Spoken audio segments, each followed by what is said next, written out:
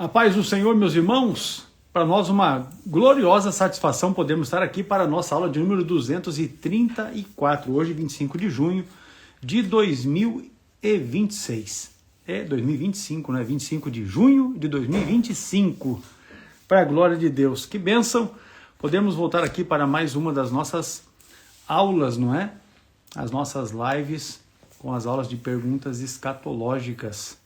Uma bênção muito grande, sejam todos muito bem-vindos, aqueles que já estão conosco aqui. Certamente para nós é honroso ter os irmãos aqui conosco, não é?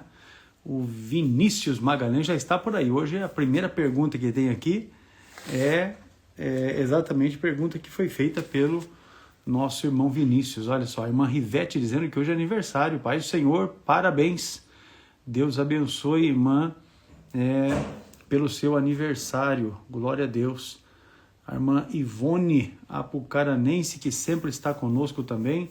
Seja muito bem-vinda. Deus abençoe a nossa irmã Ivone, que é membro aqui da nossa igreja em Apucarana, congrega no setor ali do Parque Bela Vista.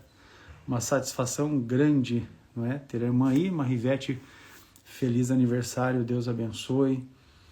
Os irmãos e irmãs que estão conosco já aqui, que Deus continue abençoando a vida de cada um de vocês, não é? Para nós, como eu sempre tenho dito aqui, é honroso, né, ter os irmãos aqui participando, dando também a cooperação, deixando aqui as suas dúvidas, para que as nossas aulas, não é, possam, nessa interação, nós podermos contemplar, não é?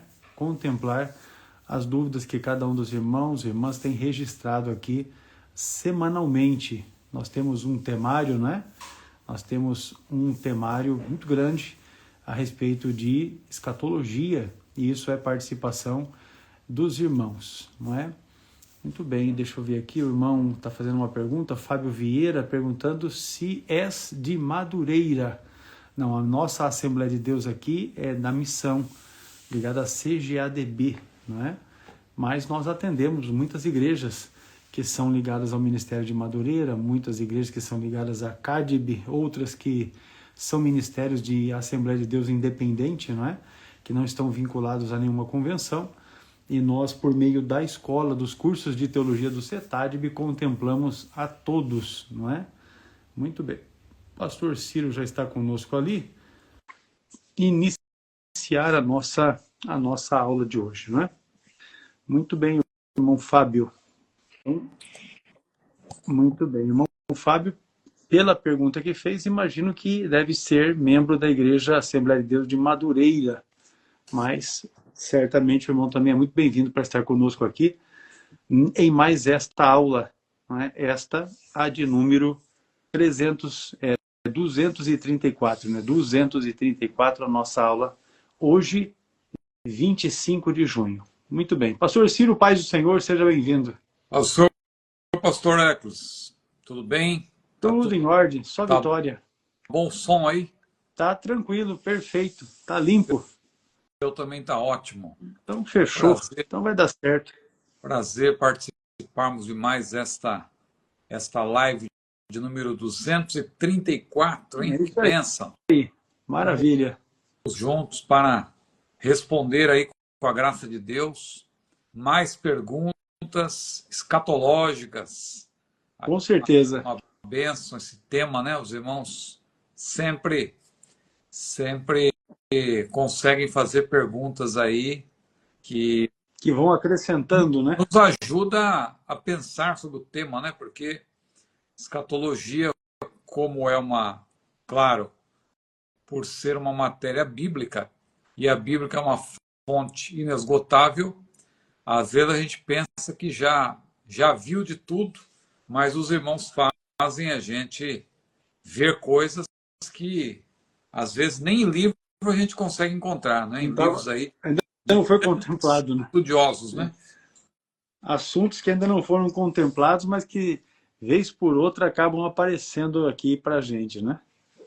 É verdade. Maravilha. Irmão Eli Batista, carioca, também já está conosco aí. O Fábio que já fez curso básico com a gente. Agora é só continuar. Faz o médio. São 10 módulos apenas, né, em 11 meses. Se você fizer um módulo por mês, em 10 meses consegue concluir o curso. Mas se passar um pouco mais, talvez 11 meses, não é? 11 meses já é suficiente para finalizar o curso. Tá joia, Fábio? Deus abençoe você. Pois bem, meu pastor, estamos aí. A nossa aula, conforme você já frisou também, é a de número 234. Nós temos um temário, hoje não é um temário muito extenso, ainda que nós temos assunto aqui que rende, né?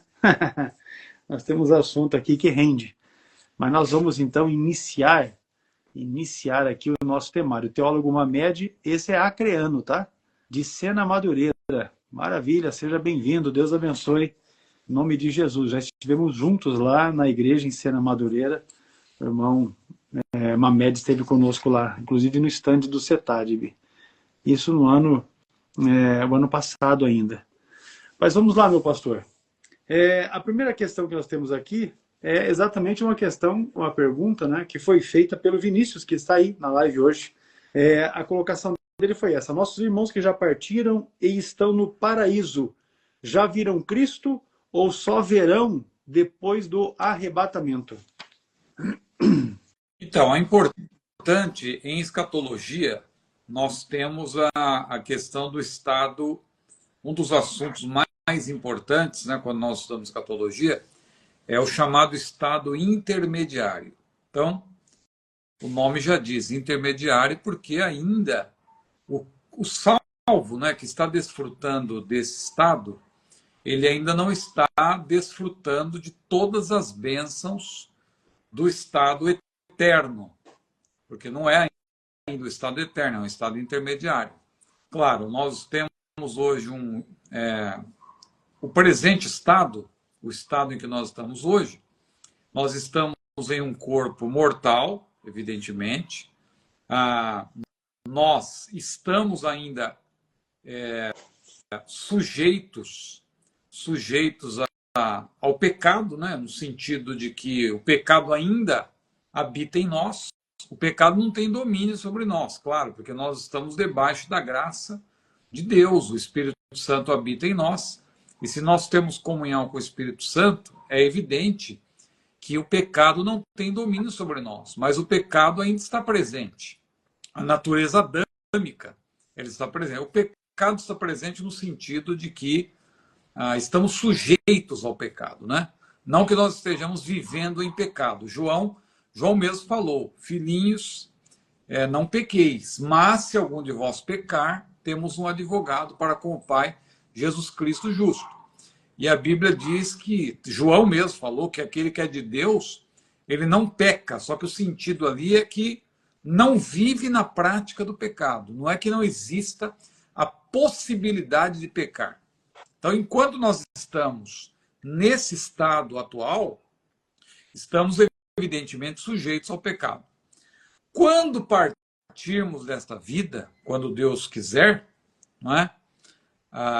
O nosso corpo mortal, evidentemente, como o próprio nome já diz, ele vai ficar aqui na terra, na sepultura, ou a casos em que a pessoa acontece um acidente, alguma coisa, uma explosão, às vezes o corpo não é encontrado. Tem casos que até hoje não se encontrou o corpo, né, de pessoas que morreram. Ulisses Guimarães. É um caso emblemático aí, famoso, né? Mas tem outros casos também. Que não encontra o corpo, né? Teve, por exemplo, o caso lá quando as Torres Gêmeas vieram abaixo. Ali nós sabemos que morreram cerca de 3.000 pessoas. Mas há corpos que até hoje não foram encontrados. Não encontraram nem parte, porque teve casos aí que encontraram partes que deu para, mediante o identificar, o DNA, né? Identificaram, mas houve casos que nem parte. A coisa ficou tão ali, misturou tudo ali, né? Virou aquilo se tornou uma coisa só. Foi queimado, virou pó e se sabe, né, que a pessoa estava ali, mas não se encontrou até hoje. Mas Deus é poderoso para no dia da ressurreição, no caso dos salvos que porventura morreram ali, cujo corpo não foi encontrado. Claro que no dia da ressurreição, o Senhor vai fazer com que haja uma reconstituição e glorificação do corpo, porque a ressurreição do salvo é justamente isso, a glorificação do corpo. Porém, antes de ocorrer isso, aquele que morreu em Cristo, se o corpo continua na terra, a pessoa não está, claro, no céu, no seu estado pleno. Porque o ser humano ele foi formado por Deus tripartido, espírito, alma e corpo. O que é a ressurreição? A ressurreição é a união dessas três partes. E glorificação, no caso dos salvos. Estamos falando sempre do caso dos salvos, estou enfatizando. Então, veja, quando ocorrer a ressurreição, vai ser no dia que Jesus vier buscar a sua igreja. A Bíblia diz que os mortos, os que morreram em Cristo, ressuscitarão primeiro. Por quê? Aqueles que estão lá no paraíso, que a Bíblia menciona, a parte imaterial, formada por espírito e alma, essa parte ela vai descer e vai se encontrar com a parte material, que é o corpo. Então, a parte imaterial se une à parte material na Terra. Ocorre a transformação, a glorificação, maravilha. A partir daí, a pessoa vai estar vivendo o quê? O chamado estado eterno.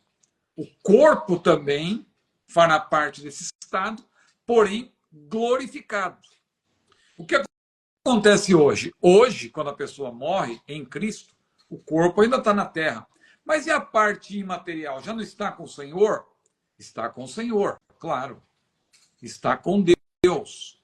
Está com Jesus. Onde? No paraíso.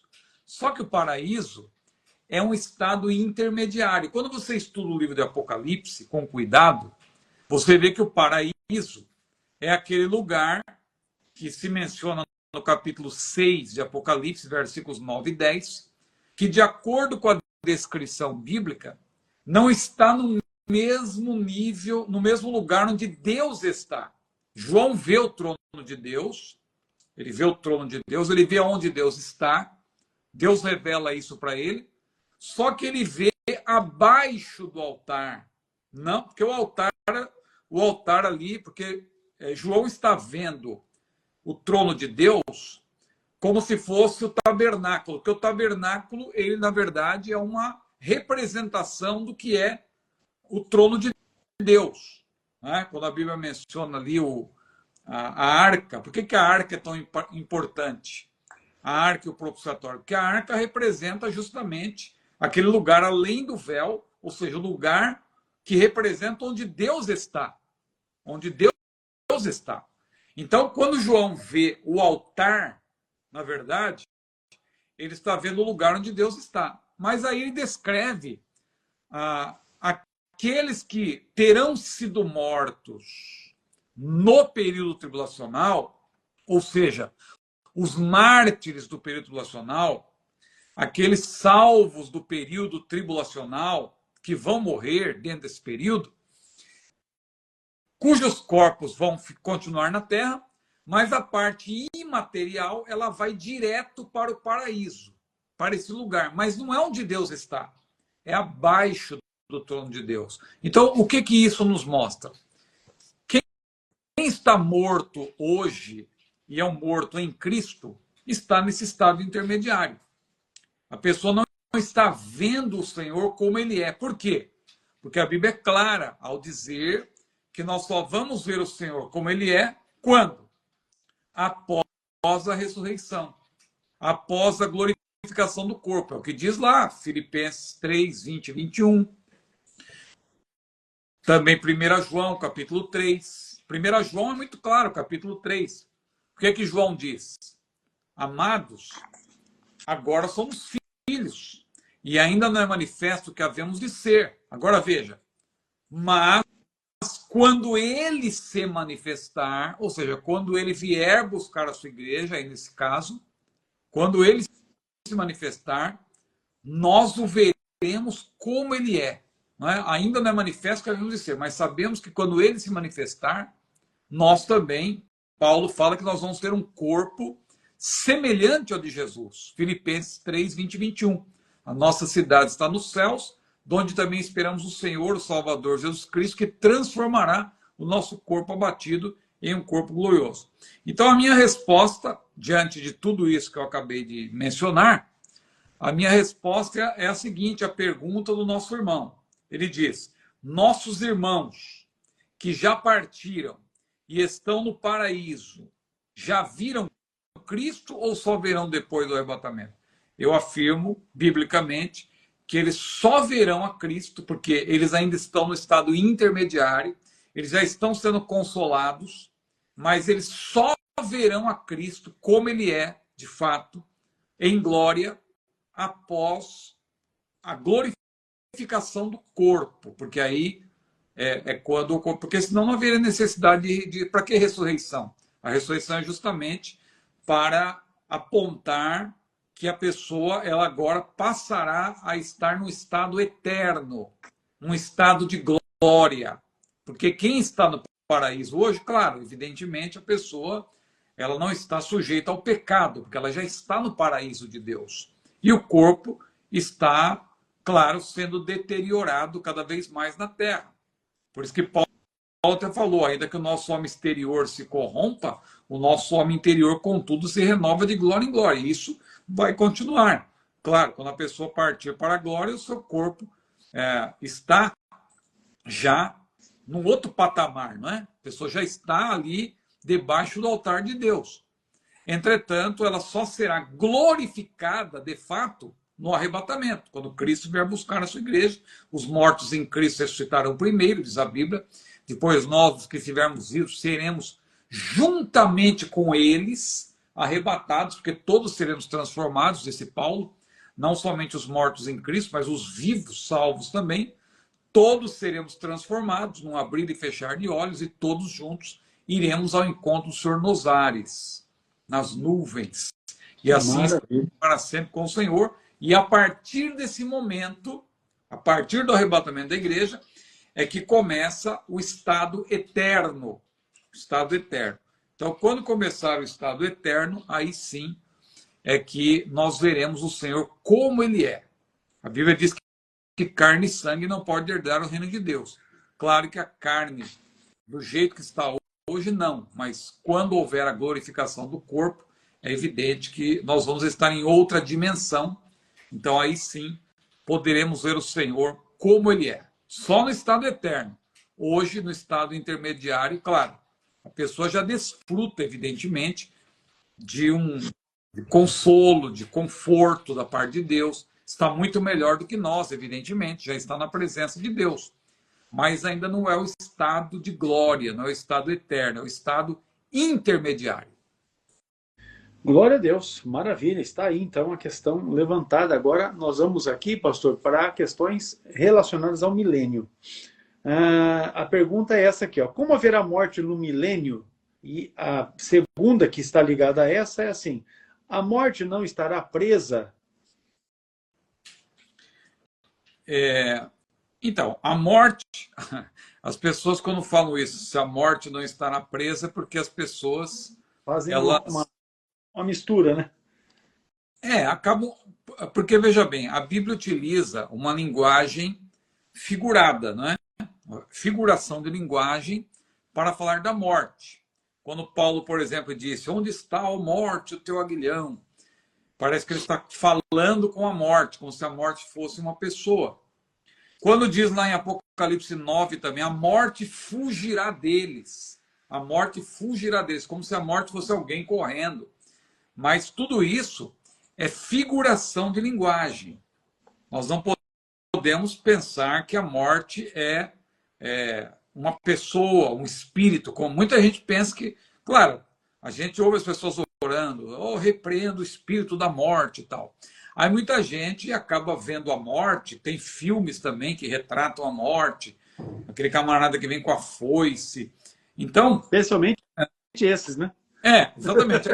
Aí muita gente começa a criar o imaginário popular, não é? No imaginário popular, a morte seria um agente. E, de fato, biblicamente falando, ela é apresentada como um agente, mas não como uma pessoa.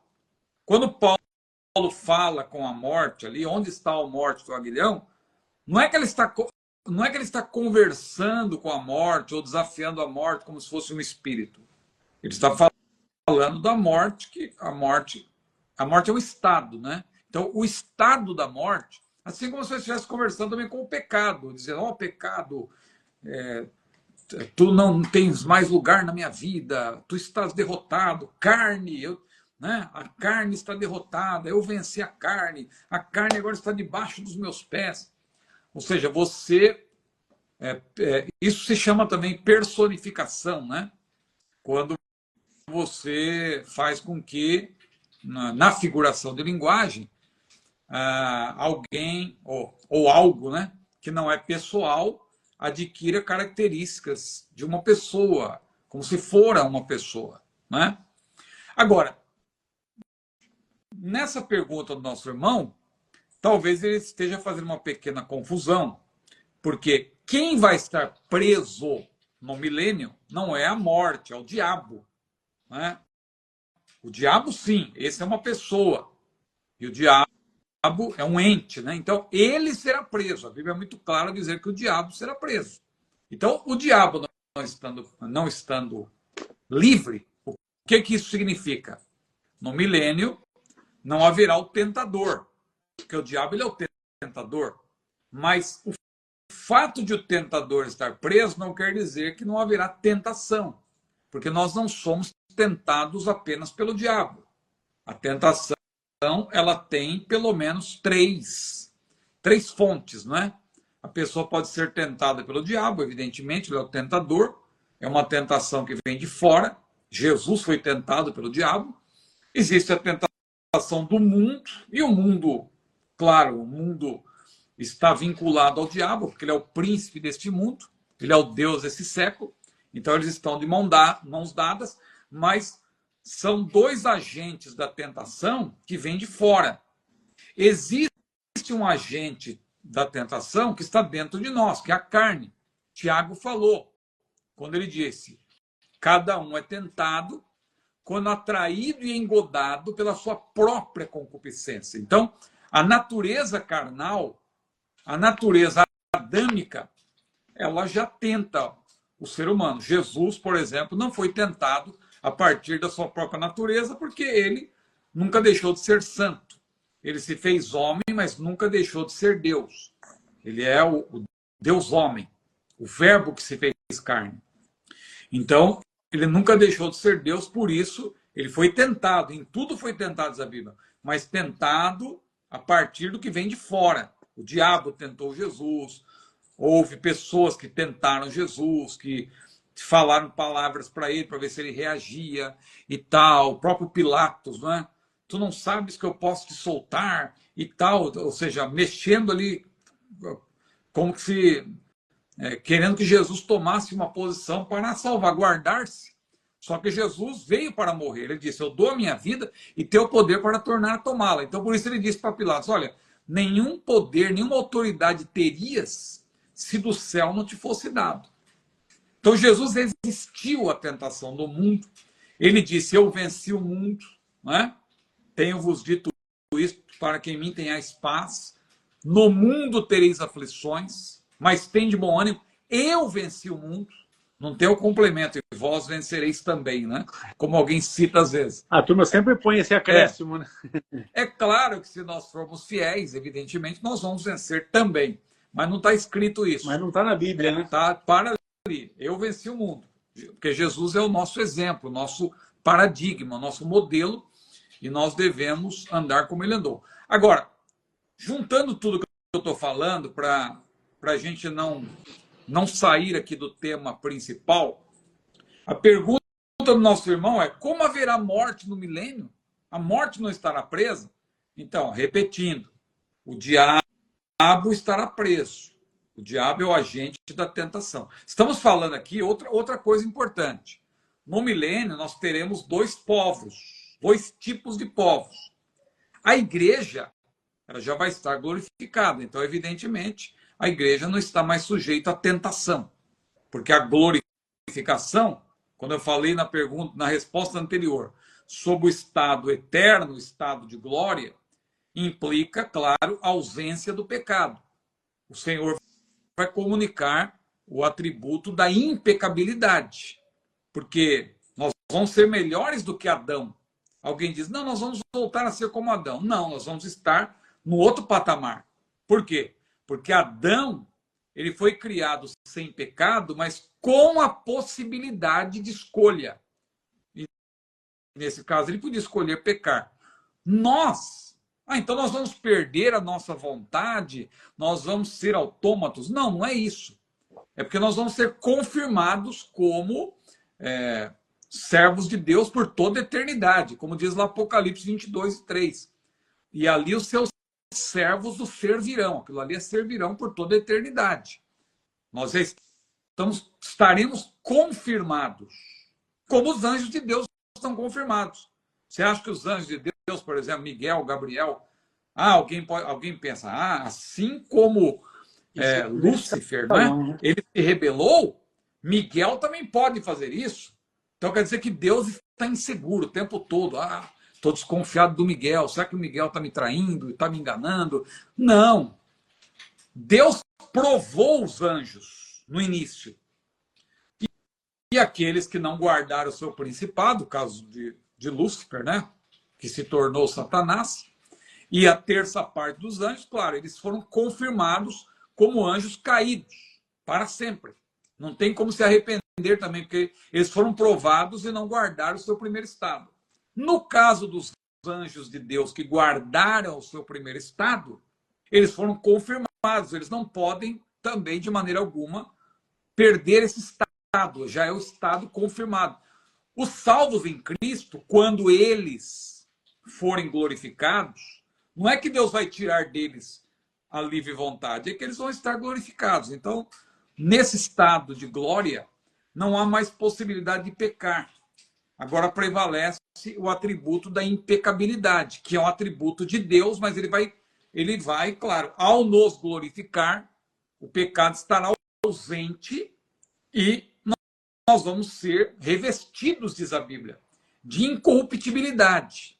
Esse ser revestido de incorruptibilidade significa ser investido desse atributo da impecabilidade. Ou seja, você está revestido. Você não pode mais ser corrompido. Não é só no sentido aí que a gente fala da palavra corrupção. Hoje em dia, a gente pensa, claro, nessa questão de dinheiro, de desonestidade. Mas aí é incorruptibilidade em todos os sentidos. Não há como mais a pessoa ser corrompida pelo pecado. O pecado estará finalmente vencido. Por isso que também não tem mais espaço para a morte. Por isso que Paulo fala, ó morte, onde está o teu aguilhão? Não tem mais. Isso para o crente glorificado. Mas no milênio, haverá pessoas cujos corpos, evidentemente, não estarão glorificados, porque elas vão estar debaixo de uma esfera natural. Elas vão estar vivendo ainda uma vida natural, sujeita ao pecado. Tanto que Isaías, capítulo 65, versículo 20, que é o único texto que fala diretamente, né, que haverá morte e haverá pecado no milênio, mas lembrando que a Bíblia é análoga, não é? Alguém dirá, só tem um versículo. Não é que é só um versículo. Esse é um versículo que fala expressamente, mas a Bíblia é análoga.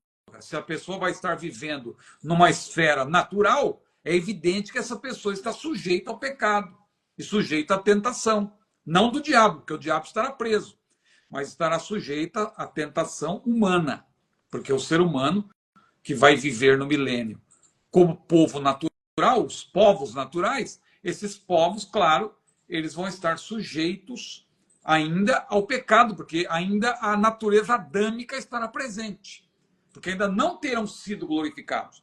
Se o senhor puder ler aí, por gentileza, Isaías 65:20, é o texto que fala claramente que haverá pecado e haverá morte no milênio para aqueles que pecarem. É interessante isso, porque uma das perguntas que as pessoas mais fazem é: e o salvo que morrer no milênio? Eu estou inclinado já há algum tempo, eu tenho pensado que É possível, a Bíblia silencia quanto a isso. Mas é possível que o salvo que permanecer fiel no milênio, entre os povos naturais, é possível que ele permaneça vivo por todo esse período. Até porque vai haver longevidade.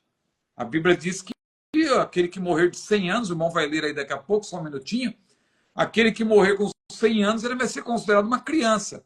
Mas o texto deixa claro que quem vai morrer aí é quem desobedecer, quem for pecador. Então é possível que o salvo no milênio, que for fiel, ele nem passe pela morte. Mas vai chegar uma hora, claro, que ele vai ser glorificado, porque ele vai ingressar na eternidade. Ele não vai ingressar na eternidade, evidentemente, com a natureza adâmica.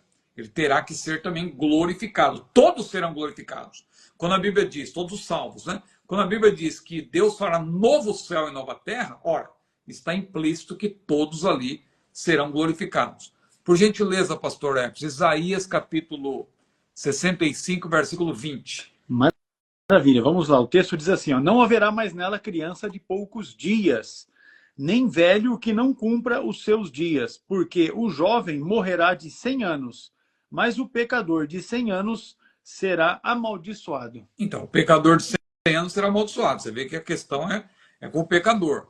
E aquele que morre. Mas, mesmo assim, veja que esse versículo, um único versículo, ele fala que vai haver pecado, vai haver morte, e fala também que vai haver longevidade. Então, a longevidade será uma bênção para aqueles que viverem no milênio. Só que a pessoa tem que obedecer a Deus. Tem no sentido de que, se ela quiser desfrutar das bênçãos, porque o Senhor também, ele não impõe, a salvação mesmo, ela é proposta, ela não é imposta. Claro que o Senhor, ele diz, o que Deus falou por meio de Moisés? O que Moisés disse para o povo naquela época, nos tempos do Antigo Testamento? Eis que os céus e a terra tomo por testemunha contra ti, ou contra vós, né? Que tenho proposto a vida e a morte, a bênção e a maldição. Veja, Deus coloca os dois caminhos, só que olha o conselho de Deus. Escolhe, pois, a vida, para que vivas tu e a tua semente, ou a tua descendência. Deus não obriga o ser humano a aceitar a sua vontade. Jesus mesmo falou. Jesus nunca obrigou ninguém a segui-lo. O que Jesus disse lá em Lucas capítulo 9? Esse que eu citei agora é Deuteronômio 30, versículo 19. Agora, o que Jesus disse lá em Lucas 9, 23? Ele não obriga ninguém a segui-lo. Ele disse, se alguém quer vir após mim, se é uma conjunção que indica condicionalidade. Se alguém quer vir após mim, primeiro, negue-se a si mesmo. Segundo, tome cada dia sua cruz e siga-me. Jesus não diz, olha, você é obrigado. Você tem que agora... É uma graça irresistível, como dizem os irmãos aí de outra tradição.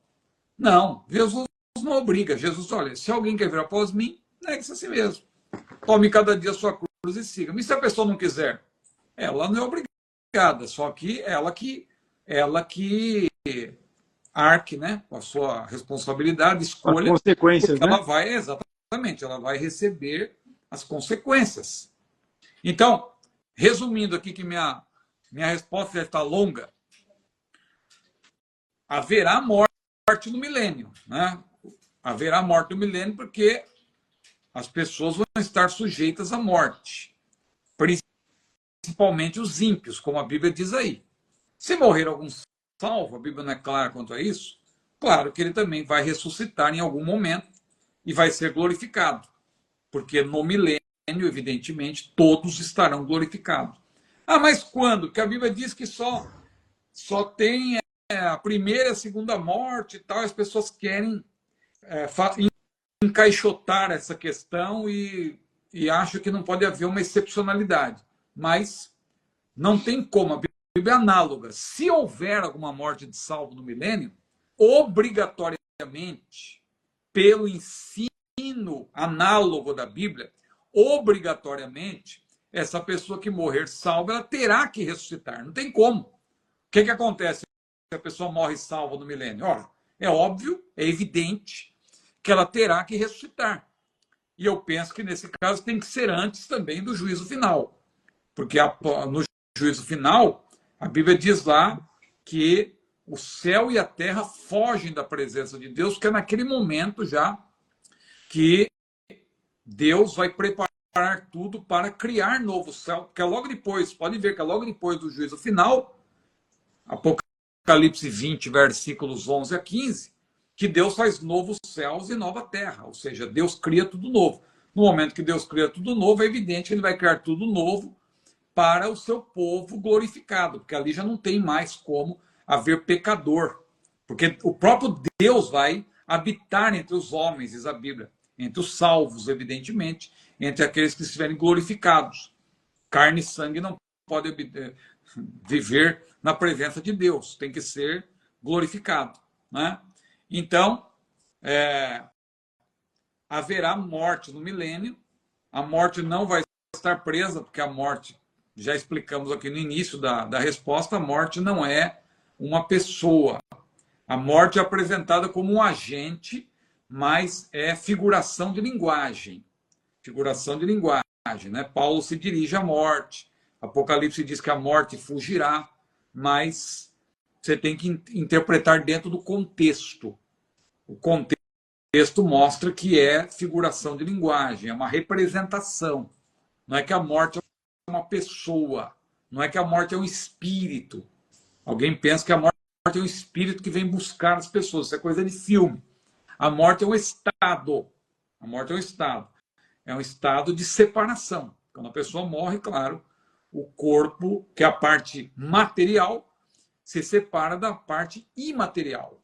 Então é isso que acontece na morte. Eu creio que já deu para lançar luz aí, pastor Edson. Com certeza.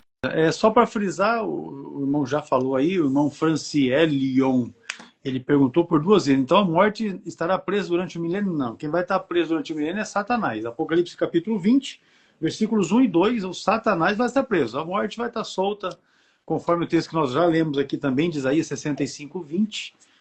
É bem claro que haverá morte durante o período do milênio. Então, entre os povos naturais, né? Claro. Porque com certeza. O salvo glorificado ele já venceu a morte, né? Já se revestiu. Ele terá se revestido, como diz 1 Coríntios 15, 50, 55, o mortal se reveste da imortalidade. E o corruptível se reveste da incorruptibilidade. Isso significa que a pessoa nunca mais vai morrer e também nunca mais o pecado estará ausente. Nunca mais o pecado poderá ter qualquer ação, né? O pecado, a corrupção, os efeitos deletérios do pecado estarão completamente anulados. Maravilha. Chegou na live o pastor Evandro Carlos, seja bem-vindo, Deus abençoe. E chegou aqui em casa o Gustavo e a Bruna, que vão ser pais, viu? Vão. Ô, glória. Olha lá. Vai ser pais. Ó, eu vou mostrar a carinha deles lá, ó. Deixa eu mudar lá. Cadê? Vira aqui, gente. Olha lá. Olha lá a carinha deles lá. Ó. Vai ser aí, pai, ó. Aquele lá, viu? Bem, olha lá. Benção, hein? Orando aí, Deus vai dar vitória. Vai ser pai essa piazada aí, filho. Isso quer dizer que eu vou ser vô mais uma vez. Aleluia. Glória Deixa vir. É isso aí. Pronto. Deixa eu só ajustar aqui agora, porque agora ficou desbalanceado aqui. Jovem, né? Rapaz, jovem de 50 anos. Se vai ter jovem de 100 morrendo no milênio, eu tô com 50 e tô bonito na foto. Bora lá. Vou perguntar para irmã, para jovem Bruna? A nossa jovem vice-presidente. A irmã Eliane. A irmã Eliane vai perguntar como que ela se sente ao lado de um vovozinho. Ô, Glória. Mas é brincadeira. Vocês dois estão muito jovens. Tá jovem, que ainda vai ainda. Ainda vai muito. Vocês dois estão uma bênção. Muito jovens. Pois bem, meu pastor, vamos lá. A próxima questão aqui tem relação com os julgamentos, não é? O julgamento das nações será na segunda vinda de Jesus? Entendendo que a primeira vinda, né, foi aquela que Jesus veio, andou na terra e executou o ministério dele. Aí aqui a pergunta é essa, o julgamento das nações será na segunda vinda? Então, é importante entender esse termo, né? Segunda vinda. em escatologia. Os nossos irmãos batistas, que têm a mesma posição nossa, pré-tribulacionistas, geralmente eles distinguem corretamente, mas é uma questão de terminologia, eles distinguem, claro, o arrebatamento da segunda vinda. Porque a segunda vinda para eles é a descida de Jesus à terra, propriamente dita, quando ele pisar aqui na terra, como diz lá em Zacarias 14, versículo 4. Naquele dia, os seus pés estarão sobre o Monte das Oliveiras.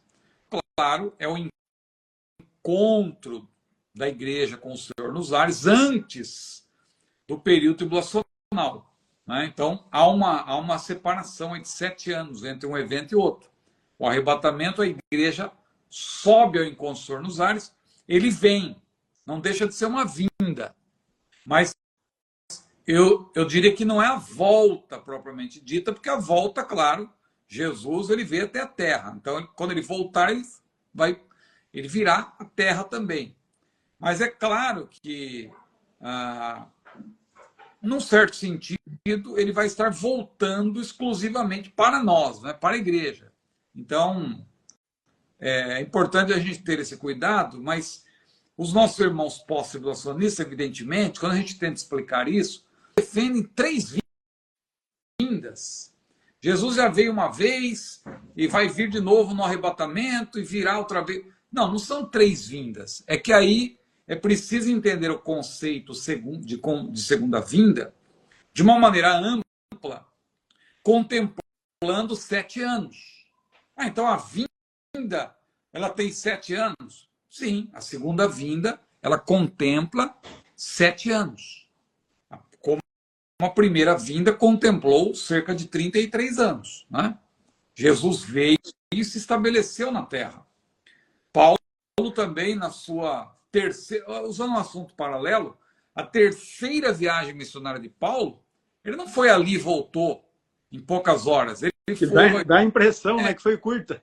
Pois é, a gente vê o mapa lá na escola dominical, né? Paulo saiu daqui, foi para lá. Não, e não era uma viagem de avião rápida, 1 hora, 2 horas. Não. Só na província da Ásia ele ficou 3 anos. Ele ficou 3 anos na província da Ásia. Então, ele veio realmente, Paulo foi, né, para viver ali, estabelecer-se ali. E é chamado de viagem missionária. Né? Então, da mesma forma, quando a gente fala do termo segunda vinda, é preciso entender isso. Não devemos confundir o arrebatamento da igreja com a descida de Jesus à terra. Irmão Ciro, mas é a mesma coisa, porque Jesus vem, arrebata a igreja sobe e ele já está descendo e continua descendo. A Bíblia não diz isso. Por quê? Porque ele vai levar a igreja para o céu. Veja que interessante que no pós-tribulacionismo a igreja não entra no céu. Porque se eles defenderem que a igreja entra no céu, a tese deles vai por água abaixo. Como assim a igreja entra no céu? Se o arrebatamento e a descida de Jesus à terra é a mesma coisa, não tem como a igreja entrar no céu. Porque a igreja vai encontrar o Senhor nas nuvens e já vai ter que descer. Por isso que a gente até faz aquele gracejo do ioiô, não é? Que sobe e desce. Aí eles vêm falar, não, mas vocês também defendem o ioiô, porque a diferença é o tempo que fica. Não, mas o ioiô só é ioiô porque tem um movimento que sobe e desce. Não tem para. Imagina o ioiô, você está brincando de ioiô, você joga, aí espera 2 horas, depois puxa de novo. Não. O ioiô sobe e desce. Então, o arrebatamento ioiô dos pós-tribulacionistas é exatamente isso. A igreja vai subir, mas Jesus já está descendo, ela desce junto para Jesus implantar o milênio aqui na Terra. Mas, biblicamente falando, a igreja precisa entrar no céu. Precisa, porque está escrito. E Jesus foi claro. Não se turbe o vosso coração, credes em Deus, crede também em mim. Na casa de meu pai há muitas moradas, ou muitas salas, muitas habitações. Na casa do meu pai há muitas moradas. Se não fosse assim, eu vou-lo teria dito. E aí ele continuando disse, vou preparar-vos lugar. Aí Jesus está usando, claro, de figuração de linguagem também. Quando ele diz, vou preparar-vos lugar, é porque ele está dizendo, olha, eu vou consumar a obra que eu recebi do Pai, por isso que depois ele diz no capítulo 17, na oração sumo sacerdotal, eu glorifiquei-te na terra, tendo consumado a obra que me deste a fazer. Ele já faz aquela oração, já pensando, evidentemente, na cruz, porque era na cruz que ele ia dizer, está consumado. E ao consumar a obra no sentido de que ele morreu por nós, mas ainda tinha a etapa da ressurreição, porque ele ressuscitou para a nossa justificação. Porque a obra redentora, na verdade, ele está num tripé, não é? Encarnação, para revelar a glória do Pai, para dar o exemplo de uma vida santa, morte expiatória por nossos pecados, e o terceiro tentáculo, ou terceiro pilar, é justamente a ressurreição, para a nossa justificação. Tendo consumado esta obra, Jesus foi assunto aos céus. E aí, então, ele prometeu, virei, né? Ele disse, vou preparar-vos lugar. Esse preparar lugar é porque ele iria consumar a obra, ou seja, ele já tinha dito que há muitas moradas, ou seja, quando ele diz há muitas moradas, ele quer dizer, olha, tem lugar para todo mundo. É uma figuração de linguagem aí. Muitas moradas, assim, ó, tem espaço para todos lá. Todos os salvos vão estar para sempre com o Senhor, na casa do Pai. Agora, onde é a casa do Pai? Jesus mesmo ensinou. Orareis assim, Pai nosso que estás no céu, santificado seja. Pai nosso que estás no céu. A casa do Pai é o céu. Jesus se referia ao Pai como Pai que está nos céus. O Pai celestial. Então, a casa do Pai, evidentemente, é o céu. Paulo também falou, a nossa cidade está no céu. A nossa cidade está no céu. Nós somos cidadãos dos céus. Então, a igreja, ela tem que entrar no céu. Quando nós formos arrebatados, não tem como nós sermos arrebatados para já descermos. Não teria sentido, aliás, ser arrebatado para quê? Né? Então, Jesus já descer, o certo é Jesus descer e já habitar com a igreja. Agora, se ele vai arrebatar, é porque, evidentemente, é porque nós vamos entrar no céu. A Bíblia menciona o tribunal de Cristo, a Bíblia menciona as bodas do Cordeiro. Tudo isso, evidentemente, tudo isso, é claro, exige um tempo, não é? Os chamados eventos são chamados eventos intervalares. Um termo não muito usual, né? Mas em escatologia se utiliza esse termo. Então, tendo feito essas considerações, nós temos que distinguir, então, o arrebatamento da descida de Jesus à terra.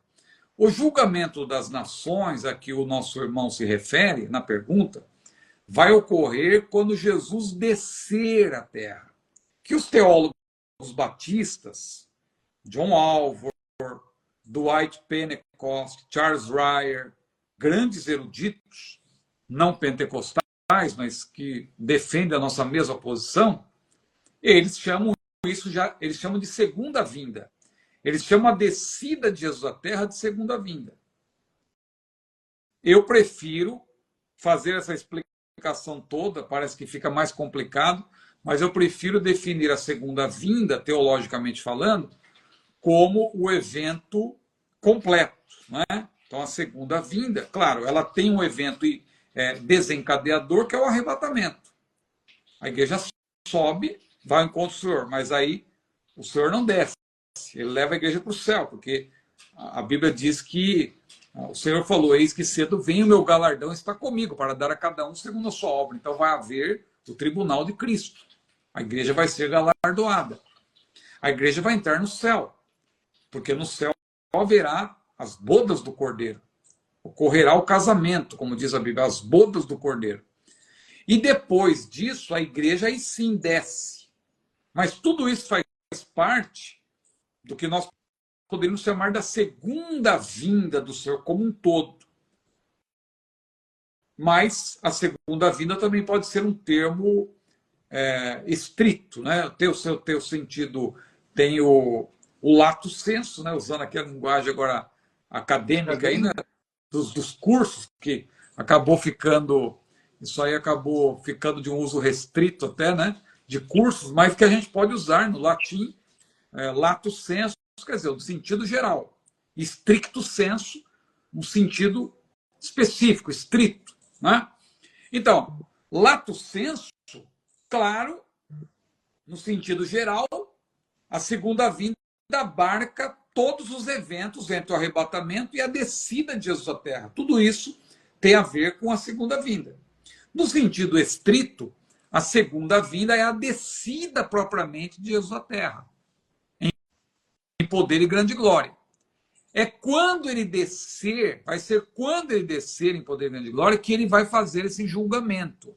E não devemos confundir esse julgamento das nações com o juízo final, nem com o tribunal de Cristo, que a Bíblia fala de vários julgamentos escatológicos. Esse julgamento aí, por exemplo, essa afirmação que eu estou fazendo, está na Bíblia. Mateus 25, se o senhor puder ler aí, por gentileza. Com certeza. Mateus capítulo 25, versículo 31. O que diz em Mateus 25, versículo 31? Vamos lá.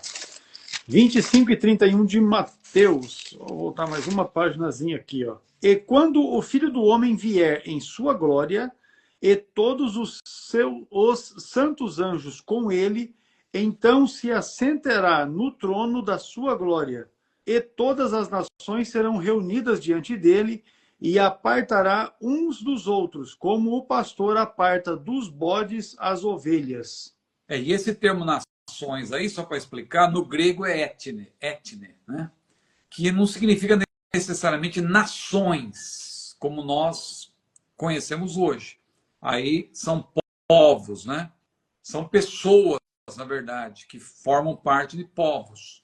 Eu tenho até preferido, nos novos textos que eu estou escrevendo de escatologia, eu tenho preferido até o termo julgamento dos gentios, né? Porque, na verdade, quem vai estar sendo julgado eles são os representantes das nações, que vão estar em guerra por ocasião ali do Armagedon. Porque, veja, dando até o exemplo do Brasil hoje, né? O Brasil hoje tem um alinhamento político com alguns países, né? À esquerda. Que são contrários a Israel. Mas eu, por exemplo, sou brasileiro, o senhor é brasileiro. Isso não é a posição de todos os brasileiros. É a posição dos representantes atuais do Brasil. Então, o julgamento das nações, ou o julgamento dos gentios, vai ser exatamente isso. Aqueles que terão se alinhado naquela ocasião, não estou falando hoje eu estou usando só como exemplo, mas quem estiver aliado ao anticristo naquela ocasião, para tentar varrer Israel do mapa, vai ser colocado à esquerda do juiz. É só você ler aí Mateus 25, 31 até o 46, você vai ver isso. São os chamados bodes, não é? Os gentios bodes. Mas aqueles que estiverem alinhados com Israel, que não tiverem feito mal a Israel, os representantes desses povos vão estar à direita, né? E os outros, irmão Ciro, quem não tomou parte na guerra? Porque, claro, quem foi para a guerra foram os exércitos e tal, mas e as pessoas? Veja, Deus vai julgá-los, vai ter o milênio. O milênio vai ser o quê? O Senhor vai dar oportunidade para todos aqueles que não se alinharam ao anticristo, porque aqueles que tiverem se alinhado ao anticristo não tem jeito.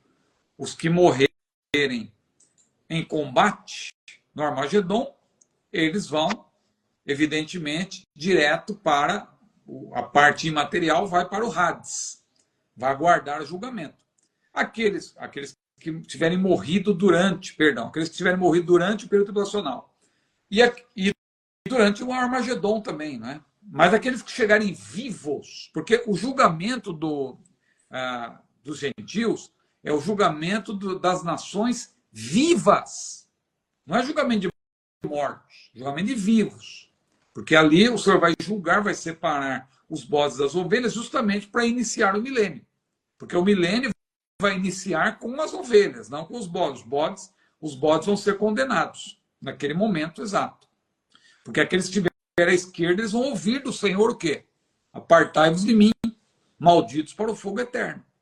Agora, os que estiverem à esquerda. Os que estiverem à direita, o Senhor vai dizer o quê? Vinde benditos de meu Pai, possui por herança o reino. O reino aí é no sentido do milênio, porque vai iniciar o milênio. Então, os judeus, evidentemente, são chamados de irmãos aí nesse julgamento. Os israelitas, né, o remanescente israelita, que terá sido preservado por Deus até o fim do período tribulacional, eles vão ser os protagonistas do ponto de vista dos povos naturais. São os israelitas que vão ser os protagonistas. Só que haverá outros povos que vão também povoar a terra por ocasião do milênio, essa nova terra reconfigurada, haverá longevidade, o Senhor vai estar reinando, é uma nova terra, né? Então, respondendo objetivamente a pergunta, o julgamento das nações ocorrerá, como o senhor leu aí, quando Jesus descer em glória, quando ele vier, quando ele se manifestar em glória. Ele vai se manifestar em glória na terra, evidentemente, porque ele vai descer aqui na terra. O arrebatamento não deixa de ser uma manifestação também, mas é uma manifestação específica, exclusiva para a igreja. Nós vamos ver o Senhor em glória também, mas nós iremos ao encontro dele. Aí diz que ele virá na sua glória, né? Então ele virá para estabelecer, ele vai descer aqui na terra, justamente para julgar as nações. As nações estão na terra. Ele não vai chamar as nações lá para o céu, né? Ele vai descer para fazer essa distinção, separação de bodes e ovelhas, né? Tem também aquela questão do joio e do trigo, que não pode ser no arrebatamento, porque se for no arrebatamento, quem que vai participar do milênio, né? Porque se no arrebatamento todos os salvos vão ser glorificados, e isso significa, se isso significasse separar aí o joio do trigo, então quer dizer, tudo que é joio vai ser condenado.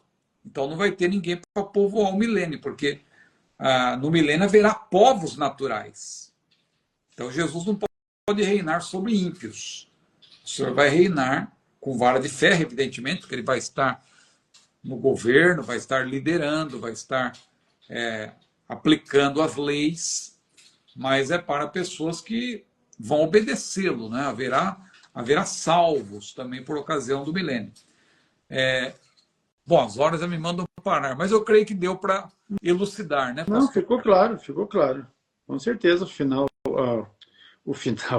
eu já me antecipei aqui, né? O julgamento das nações vai ser no final do período tribulacional. Sim. Né? Exatamente no momento ali que encerra a tribulação e estabelece o milênio. Muito bem, meu pastor. As questões seguintes aqui vamos deixar para a próxima semana. Quem é a besta que sobe do abismo? A outra fale sobre o pecado no milênio. E ainda a outra, existe arrebatamento pré-ira?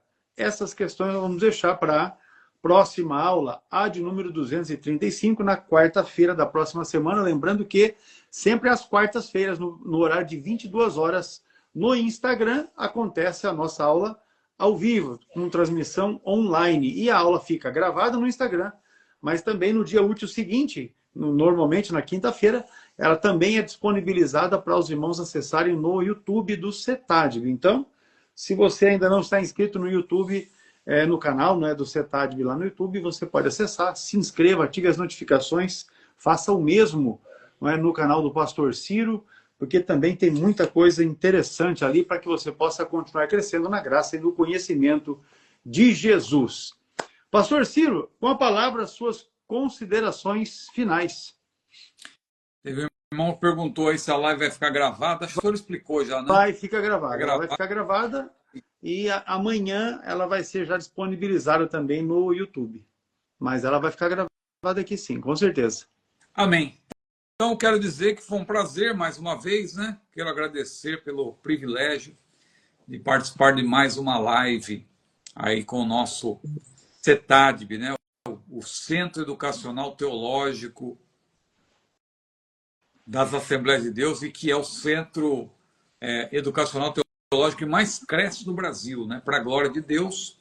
Então, nós louvamos a Deus por fazer parte dessa agência, né, do Reino de Deus na Terra. Eu vejo o CETAD como uma agência do Reino de Deus na Terra, e Deus tem abençoado grandemente os nossos professores, os alunos, os milhares de alunos, né, espalhados pelo mundo. E quero mandar uma saudação especial para os nossos irmãos aí em Apucarana. Deus abençoe nossa irmã Eliane, aí a nossa vice-diretora, o Gustavo e a Bruna, que tiveram uma participação especial hoje aí na live, né? Deus abençoe. E também a Bruna, né? E também o Bruno e a nossa Gabi. Gabriele, né? Que são uma bênção também. E todos aí, né? Com certeza. Falando de todos aí, em nome deles eu quero saudar a todos os nossos queridos amigos, irmãos aí em Apucarana. Nosso querido decano também, né? Não podemos nos esquecer, nosso querido pastor Daniel Acioli e também nosso querido pastor Ednei. Ednei, né? Ednei, com certeza. Ednei é o nosso pastor presidente atual aqui. Logo, logo, se Deus quiser, vamos estar juntos aí, dando um abraço aí, tomando um café sem açúcar com o pastor Ednei. Maravilha. Vai ser benção, com certeza. Meus irmãos, Deus abençoe cada um de vocês que se fizeram presentes aqui. Eu já verifiquei, tem irmãos que chegaram logo no início e estão até agora aí. Deus abençoe vocês, não é, pela participação, pela colaboração, a cooperação de cada um. Não é? As perguntas que os irmãos fizeram estão registradas para as nossas lives próximas. E quarta-feira, então, próxima, nós estaremos aqui novamente para a nossa próxima aula. Quarta-feira será dia 2 de julho. E nós vamos para mais uma das nossas aulas, será de número 235. Até lá, Deus abençoe a todos na paz do Senhor Jesus. Um abraço, pastor. Amém.